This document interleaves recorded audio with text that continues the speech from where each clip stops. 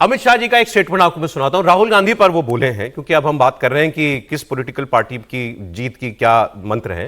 अहमदाबाद में थे और उन्होंने कहा राहुल बाबा अभी थकना नहीं, हार से थकना नहीं, अभी आगे और हारना है।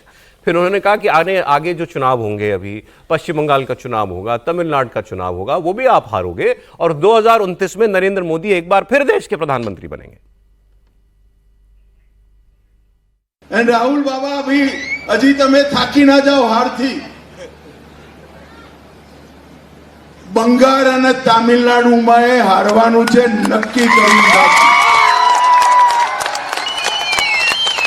અને 2029 માં પણ ફરીવાર મોદીજીના નેતૃત્વમાં ભારતીય જનતા પાર્ટીની સરકાર। એનું કારણ અમારી પાર્ટીના જે સિદ્ધાંતો જેની સાથે जनता જોડાઈ, અમે રામ મંદિર બનાવીએ તમે વિરોધ કરો। लंबा बयान है। अमित शाह जी ने आगे ये कहा कि राहुल गांधी का प्रॉब्लम ये है कि वो टेक्निकल बातों पर उनको लगता है कि इससे मेरी राजनीति, एसआईआर पे बोल दो, ईवीएम पे बोल दो, इससे राजनीति नहीं होती। उन्होंने कहा हम डेवलपमेंट का काम करते हैं। फिर वो बता रहे थे समाज के काम ने राम मंदिर बनवा दिया। बोले ये काम है, जनता को ये देखती है तो हमको वोट देती है। राहुल गांधी इस बात को अभी समझ ही नहीं पा रहे। मैं आपको कांग्रेस से जुड़ी एक दो बातें और बता देता हूं। कई सीनियर जर्नलिस्ट जो कांग्रेस को अच्छे से जानते हैं और कांग्रेस के सीनियर नेता जिनसे बात करते हैं, वो लोग अब ये खुल के क्लेम कर रहे हैं कि कांग्रेस के अंदर एक सोच ये भी आई है, त्रिपाठी जी, क्योंकि हमने प्रियंका गांधी की कई चर्चा की, लेकिन एक नया एंगल मैंने सुना, मैं नाम नहीं लेता, बहुत सीनियर आदमी है जिन्होंने बोला। उन्होंने कहा कि कांग्रेस में ये एक किस्म की बेचैनी बहुत से नेताओं में आ गई है। हार रहे हो आप, जीत रहे नहीं हो, केंद्र में सत्ता में कब आओगे पता नहीं है, तो वो जो बेचैनी है कि हमारा क्या फ्यूचर है, तो बहुत से लोग ऐसे में उनके शब्द से साबोटाज भी करते हैं पार्टी को ही नुकसान पहुंचाना शुरू कर देते हैं, या बहुत से लोग छोड़ने के बारे में विचार करना शुरू कर देते हैं। बहुत से लोगों ने छोड़ी भी।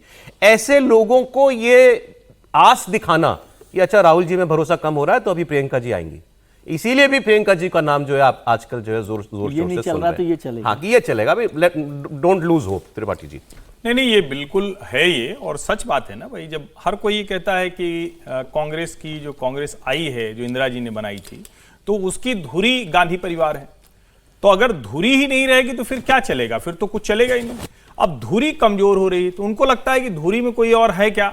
सोनिया जी रिटायर हो चुकी हैं, राहुल जी एक तरह से कहें कि हार का रिकॉर्ड बनाते जा रहे हैं, प्रियंका जी को आप कुछ भी कहें अभी उस जगह गुंजाइश है, तो उनको लगता है कि अगर ये आ जाएं तो एक बार नए सिरे से हम मोमेंटम क्रिएट कर सकते हैं। लेकिन मामला बहुत गंभीर है, और एक दिन पहले भी मैंने कहा था, ये मैंने बहुत पहले पढ़ के खोज के पढ़ा था कि जो बार बार कहा जाता है ना, ब्राह्मणवाद, पितृसत्तात्मक समाज, भारत में ये वो, जब हमने पढ़ा तो इटालियन जो सोसाइटी है वो इतनी ज्यादा पितृसत्तात्मक है कि आप उसकी कल्पना नहीं कर सकते हैं। वहां विरासत का इधर कुछ बदलाव तो नहीं, मैं जानता हूं, मैंने बहुत पहले पढ़ा था। वहां मतलब ये है कि बेटा जी, और सोनिया जी उससे उबर नहीं पा रही। तो दो मुश्किलें हैं इसमें। एक तो धुरी में अगर प्रियंका को फिट करना है तो पहला, क्या राहुल गांधी अब बैक सीट लेंगे या हटेंगे, जो बहुत मुश्किल दिखता है। दूसरा, सोनिया जी क्या इसको अपनी और तरफ से गो अहेड कहेंगी, वो लगभग असंभव दिखता है। तो प्रियंका करेंगी कैसे, और प्रियंका में जिनको उम्मीद दिख रही है वो लोग कैसे कांग्रेस में काम करेंगे, ये बड़ा सवाल है। मैं इस पर आगे हम लोग और बात करेंगे, क्योंकि लेकिन बंगाल की बात भी उठी है। तो अमित शाह ने भी कहा कि बंगाल भी हारोगे, तमिलनाडु भी हारोगे। आज बंगाल जा रहे हैं अमित जी, आज 3 दिन के दौरे पर बंगाल भी गए हैं। बिल्कुल ठीक आपने कहा। मैं इस पर आपको बीएल संतोष की बात एक बंगाल पे सुनाता हूं, और ये मुझे एक बड़ा गैर मामूली स्टेटमेंट लगा। एक ऑर्डिनरी स्टेटमेंट नहीं है कि कोई एक पार्टी का पदाधिकारी इस बात को कह रहा है। आप सुनिए, बंगाल बीजेपी आरएसएस को क्यों चाहिए, ये बीजेपी का संगठन महासचिव बता रहा है। Bengal is not a political battle for us, it is a civilizational battle for us. We look at it in the same way. To save India, we have to win Bengal. That will not be our 19th or 20th state. To save India from a big demographic challenge, we want to win Bengal and we will win it all.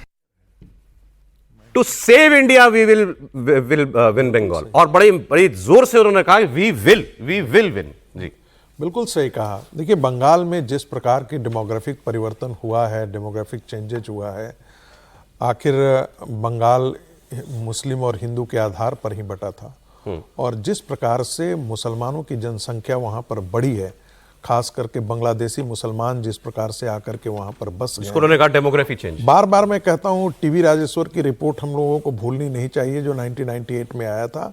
उन्होंने उसी समय इंगित किया था कि किस समय कितना डेमोग्राफिक परिवर्तन हुआ। और वो तो राज्यपाल तो कांग्रेस पार्टी ने उनको नियुक्त किया था, वो तो भारतीय जनता पार्टी के राज्यपाल थे नहीं, वो आईबी के डायरेक्टर भी थे, उनको इसकी गंभीरता भी मालूम थी।